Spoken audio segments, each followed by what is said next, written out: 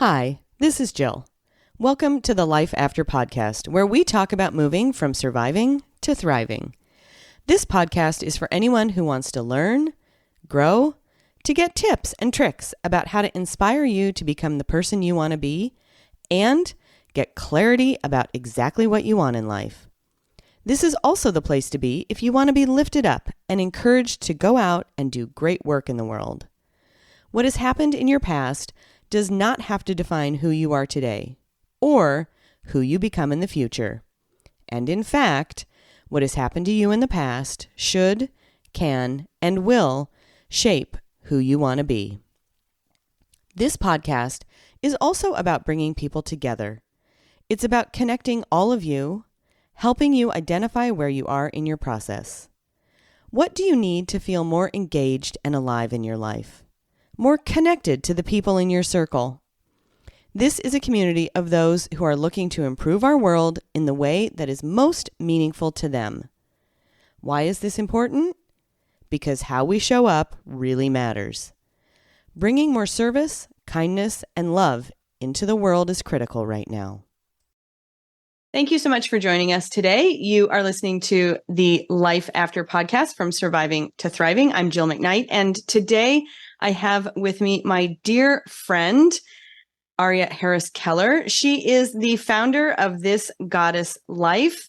So happy to have her here today. She is going to talk to us about many of the challenges she's had in life, what she's done to get through them, and she's also going to share with us this modality of mind clearing. So Arya, thank you so much for joining us.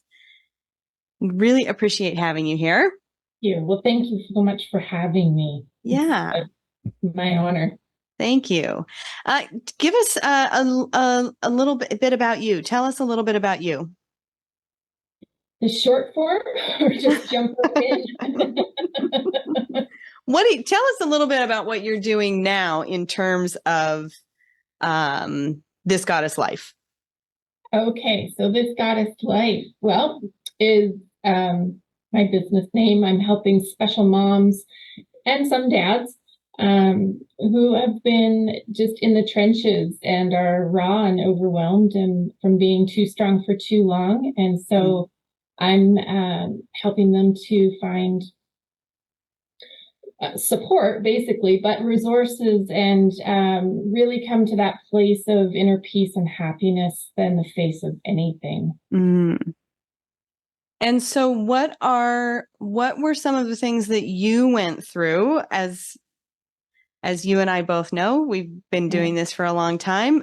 For those of you listening, so often the work that we're called to do is because of challenges that we've faced in the past.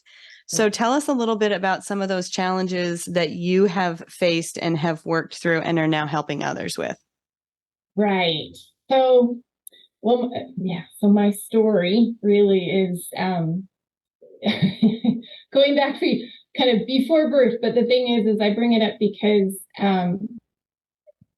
in my work, I came to a place where I really understood that one of the messages I got in utero was be perfect or die. I guess adulthood for me, the big thing was, going off to university, and I got my degree, and I was in the process of getting a career going in academia. And then that went sideways for a number of reasons. And I ultimately decided in favor of marriage and adopting 2 children. And my kids turned out to have some pretty serious special needs. So my son has written output disorder and generalized anxiety disorder, which he's on disability currently. And my daughter has reactive attachment disorder. And so, like most special parents, you just, I've dedicated a lot of time and energy to figuring it out and learning how to support my kids and myself or family, all those things. So it's one of those things where you, when you talk to doctors or therapists and that sort of thing and start asking them questions about, your kid's issue and you find that you have more information than they do, and yet they have the PhD. So it's kind of like you go through the process of getting your own, informal, unrecognized, unofficial PhD in the School of Life or the special needs category. Yes, that absolutely happens. I think that's very true. We become such experts in what we're facing that then where we're supposed to get resources aren't resourceful for us a lot of the time. Ultimately. I mean, it can be you start to be able to distinguish the ones that really, are brilliant and helpful and supportive, and those that are just a waste of time. That's a great way to put it. Yeah. So I know that for so many people that are going through that kind of process of learning that they've got a challenge that they're facing, there's often a point that we feel broken or that breaks us down. So absolutely. What happened for you? Did that happen, first and foremost? And secondly, that's the point where we often can find our huge growth. We are forced often to make changes, and yet it often changes our lives in ways we never could have imagined. So can you tell us a little bit about that part with your kids? Well, for me, my son's issues didn't really come out until he started school. He was a delightful a delightful child. And so having him was like, he was advancing through developmental stages, and I wasn't ready for him to grow up. So that was kind of the impetus for like, let's have another one. And when my daughter came, we adopted her at 1 year old, and she came home, and there's the adjustment period of a new child in the family and an older child being adopted in and all those things. We anticipated there being a grief process for her and that sort of thing. But what showed up in behavior-wise wasn't normal. And I was very...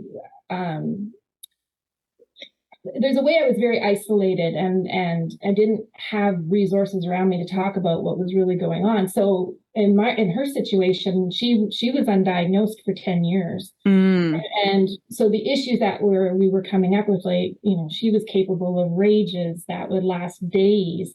And eventually she'd collapse and fall asleep for a little bit, but then wake up and rage more. I would talk about it with other parents or whatever, and the response was always kind of like, all kids have temper tantrums. Which is true. But this isn't your normal temper tantrum.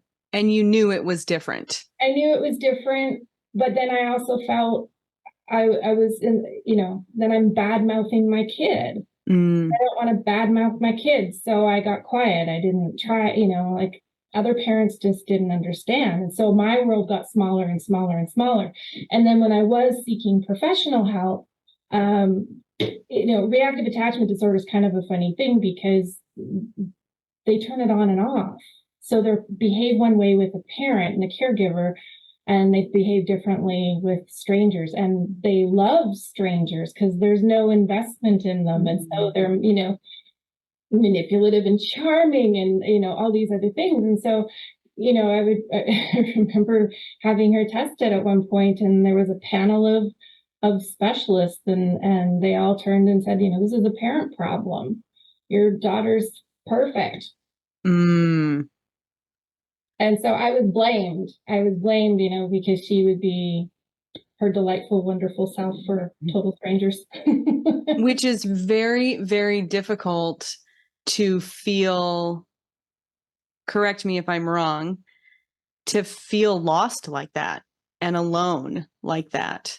It was crazy making because it's gaslighting 101. So people didn't see how she was at home was really different from how she was in public, and from person to person. So unless somebody was close to us in our living in our home or spending a lot of time in our home, you didn't see it. And even today, there's still family members that don't believe that she has it, even though there's since been brain scans that say, hey, this is real. But right. it took a long time. They were more comfortable, I guess, with making blaming. Right. Well, and I think that that's so often it's easier to deny the reality of what's in front of you, because when you stop denying it, you have to do something about it. Right. And a lot of people get stuck in their lives in that way. A lot of people get stuck. Right. So what was really a turning point for you? In getting my kids help. Well, the turning point was my divorce, really. And that was, there was so much stress in the household that, how to say it, it really felt like there was 3 against 1. There was, 3 against 1. And so when my ex-husband then came and said, he'd had an affair, my whole world just bottomed out at that point.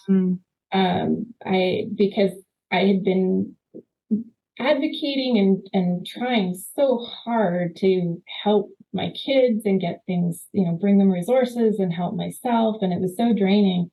And I had gotten ill.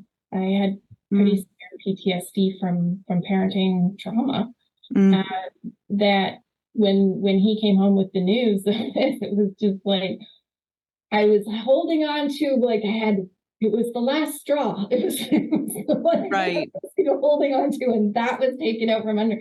And so when that bottomed out, I got very quiet. I got very clear in myself that I had a spiritual awakening, and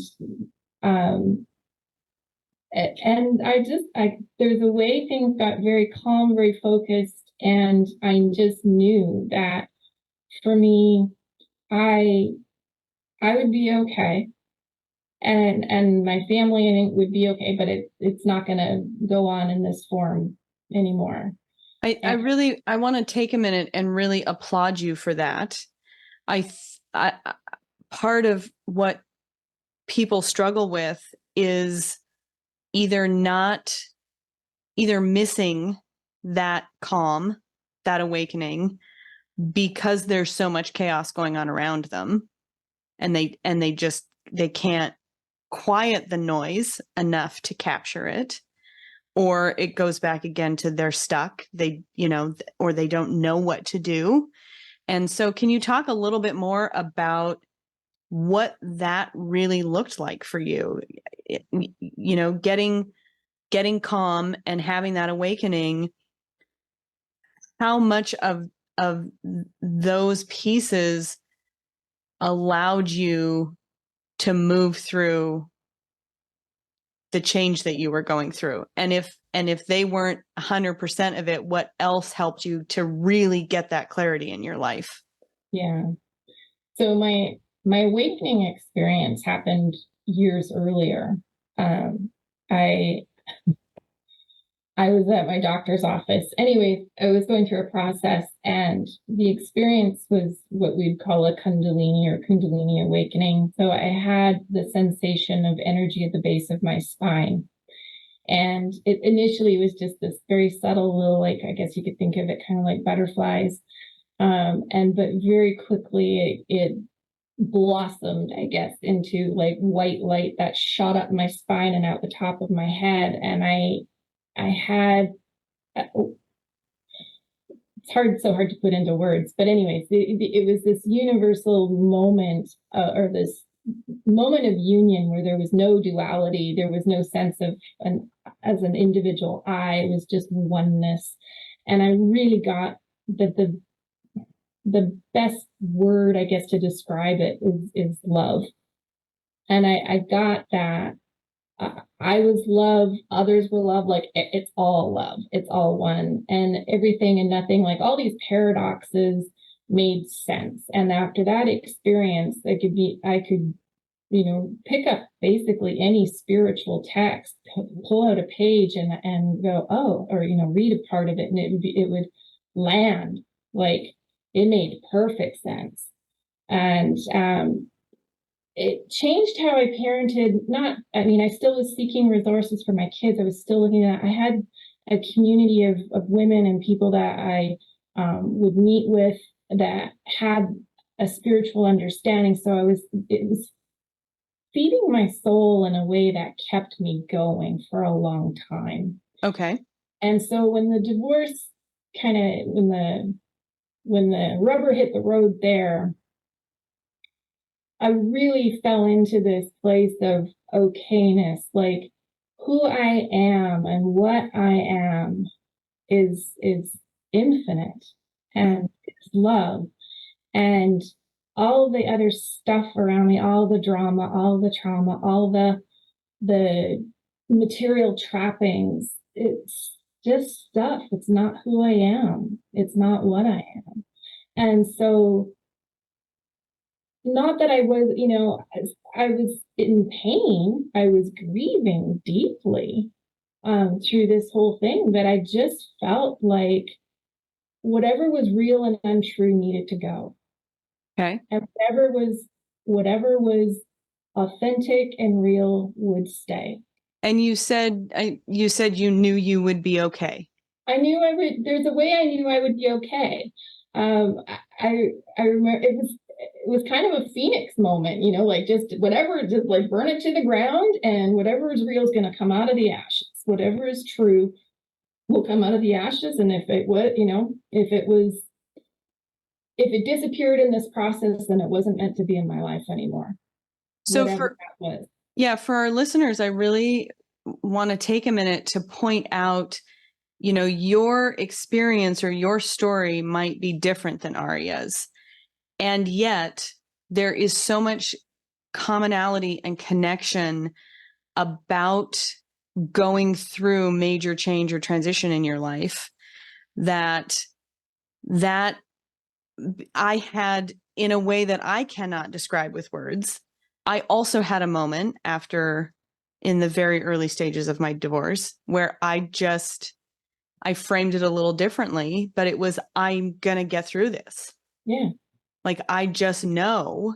Mm-hmm. And for those of you going through something that is difficult, or you feel that challenge, holding on to that belief that it's going to be okay, having that hope is so incredibly powerful, and so just is a lifeline sometimes. Yeah. And I don't even know that it's a belief. It's a knowing. Yeah, that's fair. Like, it's just that sense of there is a core truth here. I'm okay, or it'll be okay. It'll be okay. It'll be okay. I'll handle it. And for me in that moment, like truth for me was I needed to be well more than I needed to be right. I had been trying so hard to do this and help my kids and handle this and that and fix and fix and fix. And really it was just a total moment of surrender in being able to, like, well, it's not how I would choose it. It's not my preference. And they get to be who they are. And I be who I am. That's the beautiful thing. And this isn't good for me. So I'm the one who needs to go. So tell us a little bit how the mind clearing came into this whole process. Was that something you were doing before, or something that you started in? No. So mind clearing, I came into mind clearing very shortly after my awakening experience. And I'm sorry, I don't mean to stop you there, but for the listeners who might not know what mind clearing is, can you give us kind of a description of what mind clearing is? Please. Yes, a brief description. How to be succinct. Mind clearing, in essence, is a modality. Basically, mind clearing recognizes that our most basic drive and purpose is to connect with one another. And so inner conflicts are the result of unfulfilled communications and breakdowns in relating. And so when communication fails, the mind is created. If that makes sense. Mm-hmm.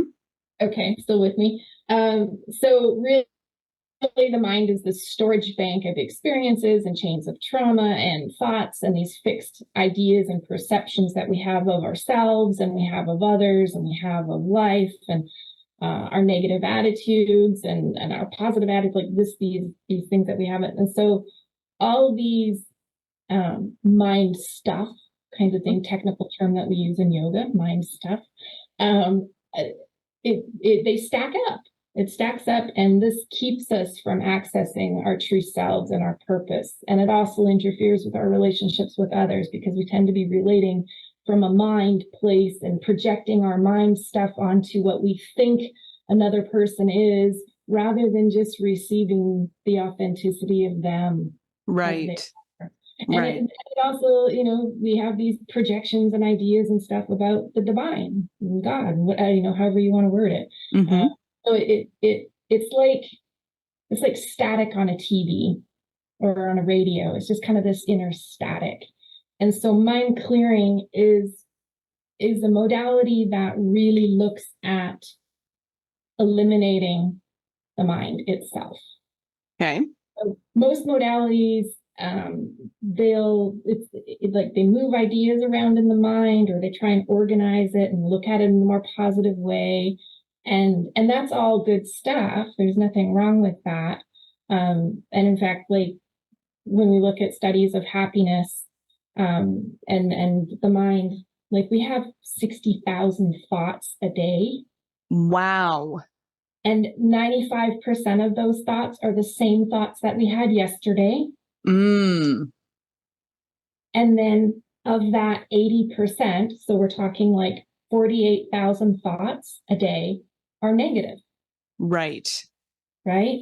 And so this is what we call a negativity bias. And, it comes back to our whole survival brain. And it's very human and very normal. So everyone experiences this in some way. Well, we do, because our amygdala, our survival brain, is keeping us alive, and it's looking constantly for the threat. And so, differences they stand out. And if it's negative, we really focus on that because it's going to keep us alive. Right. This is, we haven't lost our primitive brain. It's kept us going for millennia. And so here we are, we still function with it. And so instead of it being the saber-toothed tiger, jumping out at us, it's, an email message. And right. We can have that kind of reactivity of life and death. And, our brain kind of just goes haywire. And so anyways, the research shows that what we put our attention on grows. Mm-hmm. And so we have this negativity bias. And so it takes a conscious effort to focus and look for the good. And, it's actually a happiness practice. So to retrain your brain. So look for the good. Yes. And savor it. If you savor it for 20 seconds or longer, that starts to retrain your brain to go more positive. And then if you have a 3-to-1 ratio, positives to negatives, you can counteract the effect of negativity. Okay. And so there's a practice there. And so this, as one example is it's a useful thing, a tool in life and that kind of stuff. Well, that's great. That's not mind clearing. Mind clearing actually goes underneath and starts looking at, can we complete the communications? What is, siphoning through all the static? Because once we get through those layers of things, they're done. Well, and you and I have done some mind clearing sessions with you. So I just want to share that one of the things that I find incredibly powerful in mind clearing is the ability to, what you're talking about, complete something with a person that you, so for example, to have that conversation with someone that you might not have access to anymore, that you might not feel safe with, that you might not want to talk to about what's happening with you for whatever reason, right? There are lots of reasons why we would or wouldn't do that. And so that piece of mind clearing really stands out to me as such a helpful way to process these unresolved issues, conversations, angers, resentments, grief that we have no other way to process through. Yeah. Can you speak a little more to kind of how that piece of it works? Yeah, no. So this is what you're referring to is the process of we call communication to other. And it's a simple process really, because it's as if you're just talking, Mm-hmm. except that you're not. And this is where we use it. I mean, it's not magic or anything like that, but it is really powerful because we're using the brain. The brain doesn't distinguish between real and imagined. Mm. And so instead of just, having a client tell me about their problem or tell me about this person and how angry or upset or whatever it is, the issue that they have with this relationship, I would instruct them to have the conversation as if they were talking to that person in real life. Here, right now, if that person was in the room with them, what would you say? And in that communication, it's like taking the static out of your brain, out of your mind, and it gets it across in a way that is very freeing. It is. It's a profoundly powerful tool. There's a way it's very simple, and there's a way that it's profound. Well, that's one of the reasons I like it so much, because, part of the work that I do is to give people ways that they can lean into making the changes in their life that they want, that isn't going to feel so overwhelming and so taxing that they feel like it'll take them forever and they'll never get there. And I can absolutely say from personal experience, it is very effective to be able to you use the term static. I use the term to quiet the noise in your head. Yeah. Right? Because when you quiet that noise in your head, then you have space to transition into what you're talking about in terms of the happiness research. Yeah. And when you aren't reliving those same conversations, having the same arguments, fighting the same resentments, then you allow your brain to quiet a little, to get to that place that you described, that calm, that peace. Yeah. And a lot of people don't have the tools to do that for themselves. We're not taught those tools. No. So, this environment where we can talk about this and give people this hope, this idea that this can be done, and it can be done really easily. I love that. Yeah, it can be. I mean, there's, I don't know if I recommend somebody just going out and talking. No, no, of course. There's a value in having it received and understood. And that's another element of communication that, we have a lot of expertise in communication and whatnot. And yet almost none of them talk about the aspect of having it understood. Right. Well, I think that's, to your point, I think that's so often we don't feel heard or seen. Right. And so the work that you're specifically doing, yes, thank you for clarifying. I'm not suggesting that y'all go out there and find a partner. Well, you can, and there's value in that, and then I've been coaching groups like that where it can, where it works. But there's another element to it, and like I said, with this part of communication, like we'll talk about, it's getting yourself across, it's saying all these things and but what's often missed is, and the listening partner actually understands it. Mm-hmm. Because once something's understood, it disappears from the mind. And we get it all the time. Like, if you're trying to remember something and like, oh yeah, I got to talk to so-and-so. And, you pick up the phone and then, you get to voicemail. Oh, well, it's still hanging around. Did they get the message? Did they not? No, I haven't heard back from them. Like, right. So it's still there until, either you call them back or they call you and they're I got your message. And then suddenly it's like, okay, poof, done. Yeah. It's those hanging chads in life that we just, that they're hanging until we can. It's incomplete communication. Finalize them. Yeah. For a million different reasons. Yeah. So, all right. Yeah. So as we start to wrap up a little bit here, is there anything that you'd like to add, or, that I don't know to ask? Oh my goodness. Things that I want to add. Um, oh gosh. Well, I think what I'd like your listeners to know is, in terms of mind clearing, like it was definitely a foundation for me, but in principles that helped and that are applicable just in life and particularly going through transitions and big changes. Like if you want to improve your life in any area, any aspect of it, work on improving your relationships. Include the relationship with yourself. Then go back to the foundational piece of mind clearing, which is that our basic drive is to connect with another. And so if all our conflicts are somehow connected to a breakdown in communication and in relating, then improving your relationships to include the relationship with yourself will improve all aspects of your life. That's beautiful. It's such a big piece. Don't believe everything you think. I mean, our minds lie to us and they're full of, thousands, 10,000s of thoughts every day that are just not true. So challenge your thoughts. And then, remembering that piece of what you put your attention on grows stronger. And so consciously choosing more positive things. And so the other part, which I, didn't kind of get into, but certainly is a big part of the path, is creating conditions that make sticking with your change inevitable.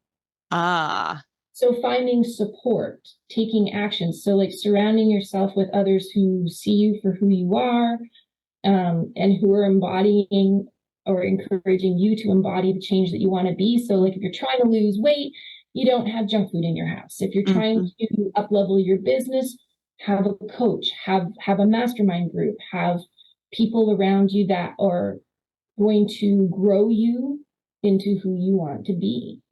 Make it inevitable. That's fantastic. That's really fantastic. Thank you so much. Now, I want you to have an opportunity to tell us what you're doing next. Where can people reach you? All of this will be in the show notes. Right. Okay. So best way to find me is follow me on Facebook, Arya Jennifer Harris Keller. I know it's a mouthful. Or email me, Arya, ARYA, at thisgoddesslife.net. And what I'm up to, I have a passion for mind clearing. So my latest thing is a 6-month to 1 year mind clearing program.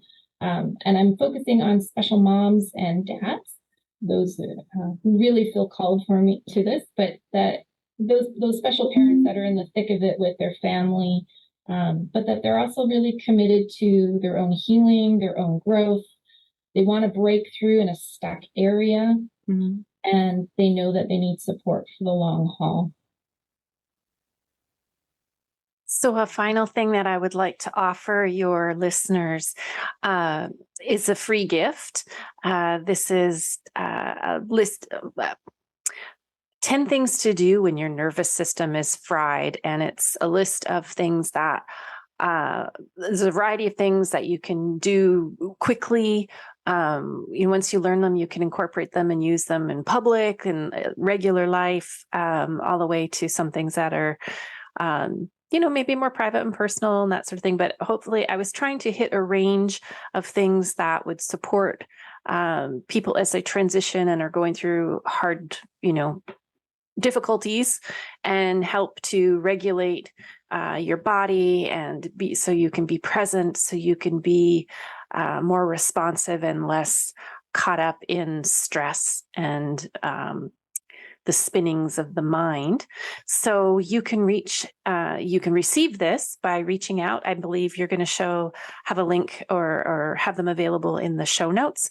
Or if you were to email me or message me on Facebook and ask for it, I'll be more than happy to give you this. So thank you. Thank you for having me. Okay. Arya, thank you so much for joining us. It has been such a pleasure to have you here today. And I look forward to having the chance to do this again sometime soon. Thank you. Thank you for having me. You're welcome. All right, everybody. Thanks for listening. And this is episode 17 with my guest, Arya Harris Keller. And all her information is going to be in the show notes. So check that out and reach out to her if you are interested in mind clearing, or in particular, her specialty with special moms and dads, if that resonates with you. Have a great day, everybody. Please reach out to me if you would like some additional support, would like me to come speak to your organization, would like to have your school book me to speak to students, would like to be a guest on the show, or have any feedback you'd like to share. I appreciate you sharing these episodes. This podcast is a powerful resource for anyone that is looking to make changes in their lives. So please, please, please help me grow by sharing, liking, and subscribing. There will be new episodes on the second and fourth Wednesday every month. I promise that every episode I'm going to show up and be real to help support you in your individual journey. Please see how to connect with me in the show notes or go to my website at locatecoaching.com. I hope you have a fantastic day, and I'll see you soon.